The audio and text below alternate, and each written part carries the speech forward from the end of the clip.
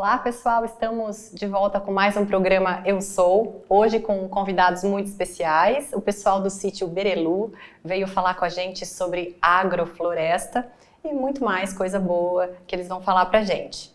A gente sabe que vivemos hoje num mundo onde a gente luta pela conscientização em relação à degradação ambiental, não é?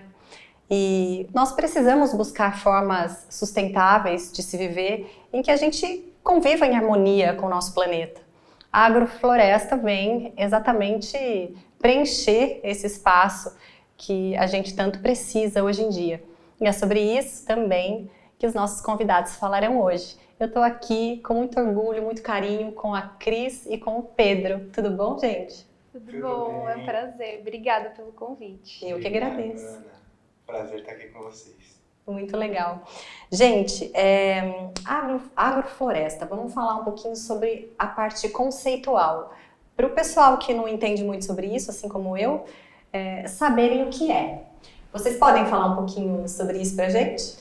Então, Ana, de uma maneira didática, agrofloresta é basicamente uma forma de se fazer agricultura, onde nós, no mesmo ambiente agrícola, nós cultivamos plantas de interesse florestal, como por exemplo madeiras ou castanhas, consorciados com culturas de interesse agrícola, que são basicamente plantas que nós cultivamos para nossa alimentação mesmo, como mandioca, milho, abóbora, café, enfim, uma diversidade de espécies que vai ser determinada pelo agricultor mesmo, que vai cultivar, a vocação que ele tem, as plantas que ele gosta. Então, com base numa série de práticas e sistematizações desse sistema, né, da agrofloresta, ele vai definir as espécies que ele vai cultivar e organizar tudo isso de uma forma que todas essas plantas consigam se desenvolver em harmonia. Sim,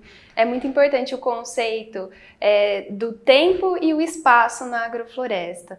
Todas as plantas elas podem habitar aquele espaço desde que elas estejam alocadas corretamente no seu espaço e permaneçam lá até o tempo correto.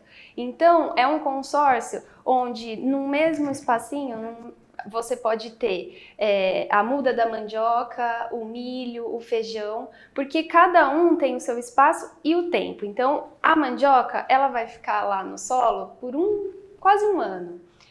Até chegar na mandioca, antes, com 3 meses, você colheu o milho. Então, otimiza o espaço. Então, por isso que não precisa achar que é uma coisa muito difícil. Você pode usar dessa lógica na sua casa, no seu quintal, no seu jardim. E, claro, para grandes fazendas também dá para incluir essa forma de fazer agricultura. Muito bom. E como a gente estava falando aqui, de sistema de produção que seja mais adequado, que a gente conviva em harmonia com as outras espécies, né, com o planeta. A agrofloresta auxilia nessa recuperação do planeta de que forma? Por exemplo, o solo ele consegue se recuperar melhor.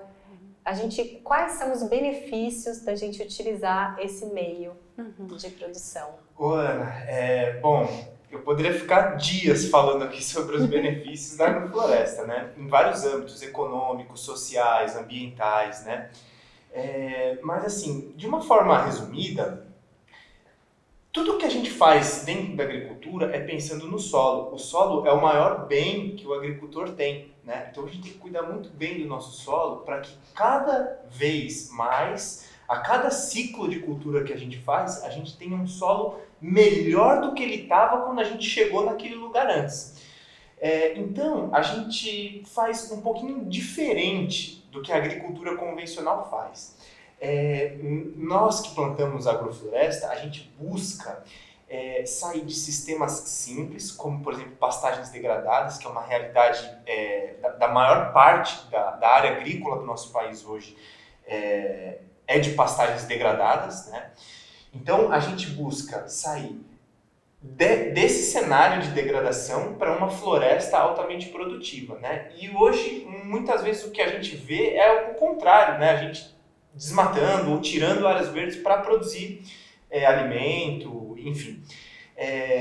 Em termos ambientais, a gente pode dizer que a agrofloresta ela aumenta a biodiversidade do ambiente agrícola, o consórcio de espécies vai favorecer a retenção de água no solo, porque a gente vai trabalhar muito com as podas, cobertura vegetal sobre o solo sempre coberto.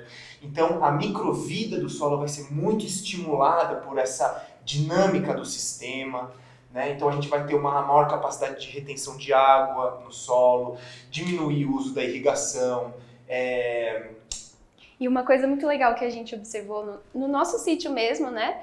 Que com o passar dos anos, as árvores elas vão crescendo, ocupando os seus espaços, e isso vai trazendo animais diferentes. Porque eles buscam se alimentar daquelas frutas, então um abacateiro vai atrair algumas espécies específicas de pássaros, a mangueira, ou quando as árvores elas estão florindo, a quantidade de abelha que traz para o sistema, né, que elas são fundamentais. Então a gente observa que quando a gente chegou para hoje, tem muito mais variedade de pássaros. Até foi feito um estudo lá no sítio, o Instituto Federal fez uma pesquisa lá e fez um levantamento. A gente tem cerca de 80 espécies de pássaros que vão ali no nosso sítio para se alimentar. Então, a gente vê essa riqueza da fauna vindo junto com a agrofloresta, né? E, claro, isso é o que a gente consegue ver a olho nu. A gente fica imaginando como é que está o nosso solo, a riqueza... O leito, né? Que Exatamente. está ali no solo. A riqueza dos micro-organismos, a quantidade de que fungos e bactérias e minhoquinhas e besorrinhos, eles são a riqueza do solo, né? A gente gosta muito da Ana Maria Primavesi, que é uma gênia e que escreveu muito sobre agroecologia, e a frase mais marcante dela é: solo vivo, planta viva, homem vivo. Então a gente precisa de um solo rico para as plantas virem com muita força e a gente se alimentar dessa força, né? Um tema que está sendo muito discutido na mídia, também envolvendo o nosso governo, é agrotóxico, né? Esse tema eu acho que está em alta, é muito polêmico, inclusive, e eu queria saber sobre o uso do agrotóxico na agrofloresta. Realmente é bem delicado, né?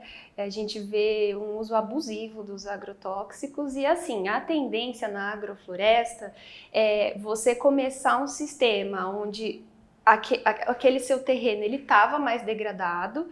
A tendência com o passar do tempo, você precisar cada vez menos de insumos, porque o próprio sistema, a fauna, a flora, as árvores, as folhas, aquilo vai entrando num equilíbrio natural e aí o agricultor cada vez menos vai usar insumos, sejam eles orgânicos ou agrotóxicos químicos. Vai da decisão do agricultor levar a sua agrofloresta de uma maneira 100% orgânica ou ainda com a ajuda de algum agrotóxico, mas a natureza ela revela com o passar do tempo que ele não vai mais precisar desse tipo de produto.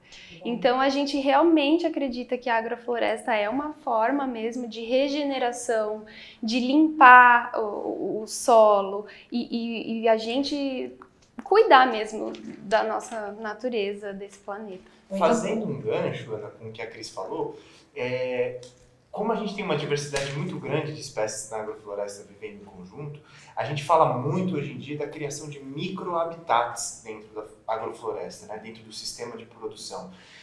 O que são os microhabitats? É a gente favorecer, no nosso manejo, nos nossos plantios, né, é a gente favorecer o surgimento desses microhabitats que são insetos, são fungos, são bactérias que vão se desenvolver ali e que sejam predadores naturais de alguma possível praga que a gente vai ter na nossa cultura, entendeu? E a gente só consegue isso diversificando o nosso cultivo.